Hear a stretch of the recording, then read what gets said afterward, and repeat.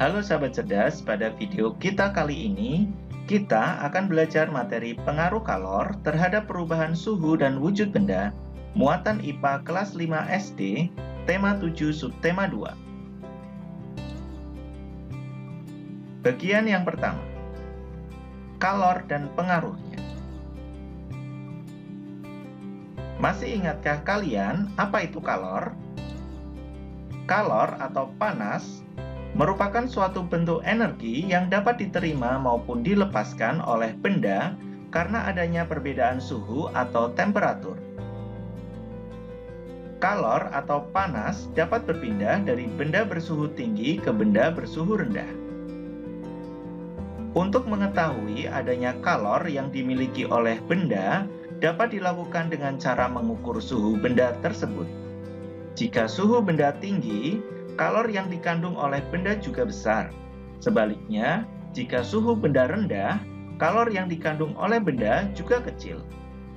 Kalor yang dimiliki oleh suatu benda bisa berubah-ubah.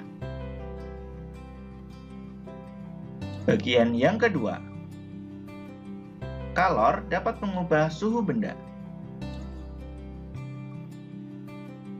Perhatikan gambar berikut ini.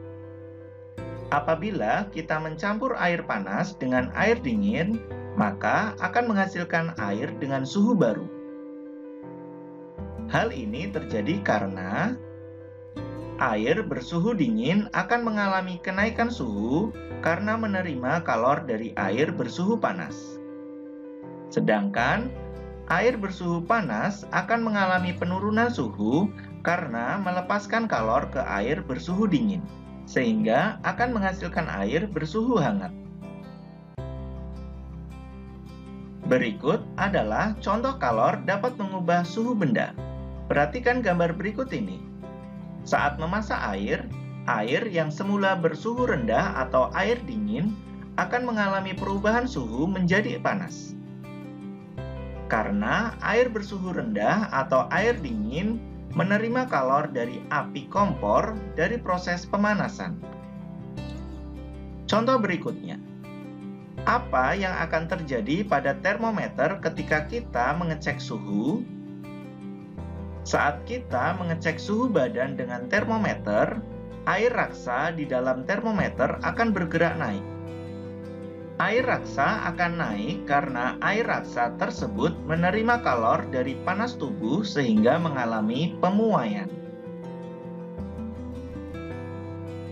Bagian yang ketiga, kalor dapat mengubah wujud benda. Perhatikan bagan perubahan wujud benda berikut ini.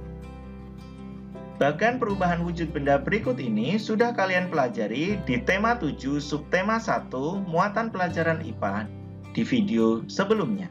Jika kita perhatikan bagan berikut, ada proses perubahan wujud benda yang memerlukan kalor, ada pula proses perubahan wujud benda yang melepaskan kalor.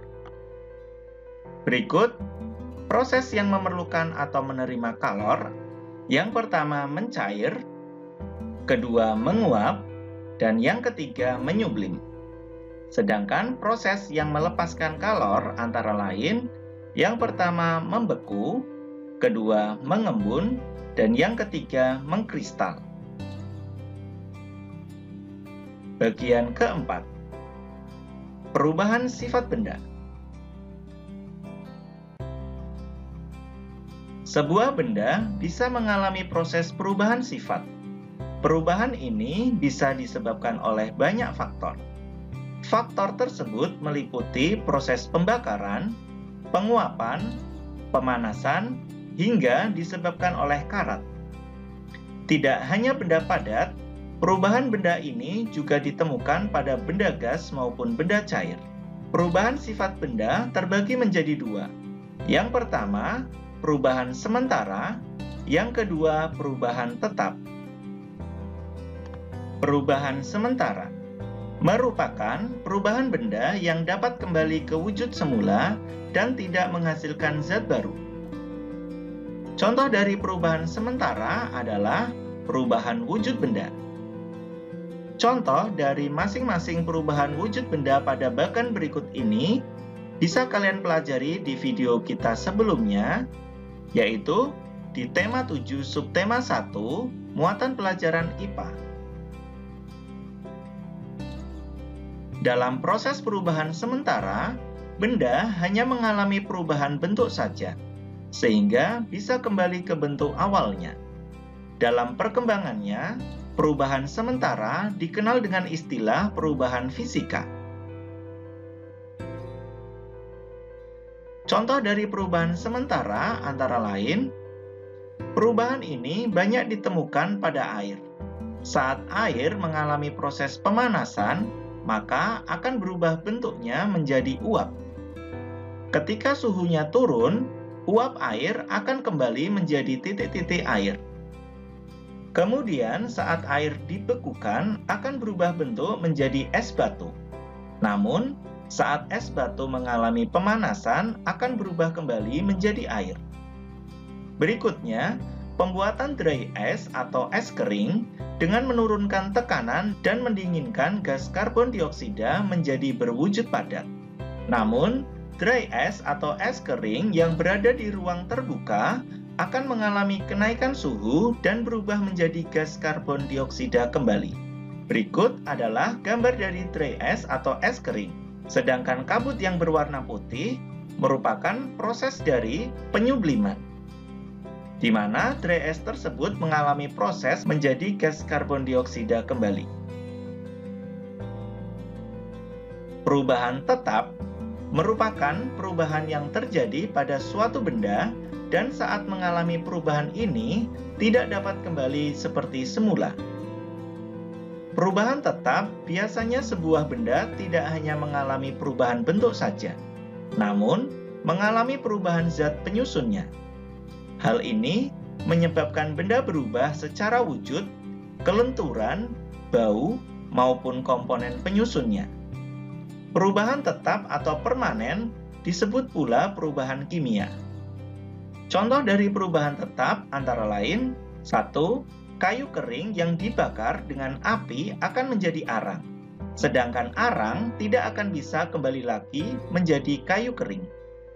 Yang kedua, buah segar akan mengalami pembusukan sehingga menghitam, bau, dan lembek. Jika kita perhatikan, buah yang sudah busuk tidak akan bisa kembali menjadi buah segar. Yang ketiga, singkong yang diberi ragi dan melalui peristiwa fermentasi atau pembusukan berubah menjadi tapai. 4. Kertas yang dibakar akan berubah menjadi abu, di mana abu kertas tidak akan bisa kembali ke wujud semula berupa kertas. Contoh yang kelima, besi yang terkena air maupun udara akan mengalami pengkaratan dan berubah menjadi karat, sedangkan karat besi tidak akan bisa berubah kembali lagi menjadi besi. Demikian video pembelajaran kita kali ini, semoga bermanfaat. Sekian dan terima kasih.